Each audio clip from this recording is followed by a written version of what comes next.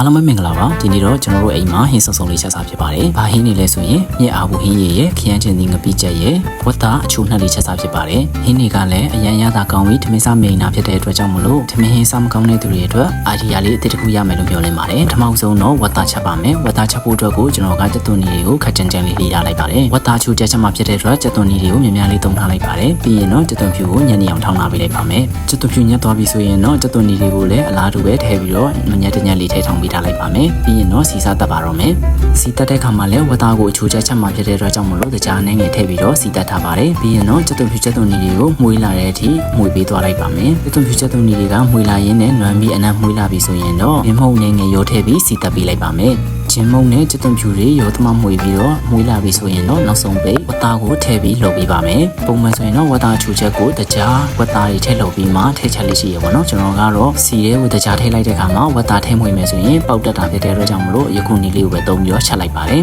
ဝတ်သားကတော့ရေခဲနေတဲ့အတွက်ကြောင့်မလို့စုံစည်းရည်လေးနည်းနည်းထည့်ပြီးတော့မှဝတ်သားတွေနူလာအောင်ချက်ပေးလိုက်ပါတယ်ဝတ်သားတွေအနေငယ်ချက်လာပြီဆိုရင်တော့အယောင်လှဖို့အတွက်ကိုပင်ကမြရဲ့အကျဲအနေငယ်ထည့်ပေးလိုက်ပါတယ်ပုံမှန်ဆိုရင်တော့ကျွန်တော်ကပင်ကမြရဲ့အကျဲကိုအပြစ်ကိုထည့်သုံးပါတယ်အခုတစ်ခါမှာတော့အယောင်ဖြက်ဖြောလေးလိုချင်တဲ့အတွက်ကြောင့်မလို့ပင်ကမြရဲ့အကျဲကိုပဲသုံးလာပါတယ်ပြီးရင်တော့အရသာအတွက်စားနဲ့စက်သားမုံနဲ့ငယ်ထည့်ပြီးတော့မှပထမတရေကိုစီပြန်အောင်တည်လာပေးလိုက်ပါမယ်ပထမတရေကရေခန်းစားပြုတ်ပြီးတော့စီပြန်လာပြီဆိုရင်တော့နောက်တရေထည့်ချက်ပါမယ်စုံစည်းရည်ထပ်ထည့်ပြီးတော့ဝတ်သားကိုမြုပ်နေတဲ့အထိတည်ပေးသွားလိုက်ပါမယ်ဝတ်သားကိုတော့ကျွန်တော်ကမမတင်းတင်းလေးစားမှဖြစ်တဲ့အတွက်ကြောင့်မလို့နှစ်ရေပဲသုံးပြီးချက်ထားပါတယ်အကယ်၍ကိုကဝတ်သားကိုလုံးဝနူးတဲ့အထိချက်စားမယ်ဆိုရင်တော့3ရေလောက်ထိတည်ပြီးတော့မှစားပြီးလို့ရပါတယ်အုပ်ပြီးတည်လာပေးရင်းနဲ့ဝတ်သားတွေကတဖြည်းဖြည်းစီပြန်စားပြုတ်လာပြီဆိုရင်တော့အဆက်မပြတ်မှုပြီးရပါမယ်အောက်ကအိုးဝါကတ်တဲ့အတွက်ကြောင့်မလို့တတိထားပြီးတော့တေချာလေးမှုပြီးဖို့လိုပါတယ်မှုလာရင်းနဲ့ယခုလိုစီပြန်လာပြီဆိုရင်အရန်ကမှမှုပြီးစားလို့ကောင်းတဲ့ဝတ်သားချိုချက်လေးကိုရပါပြီ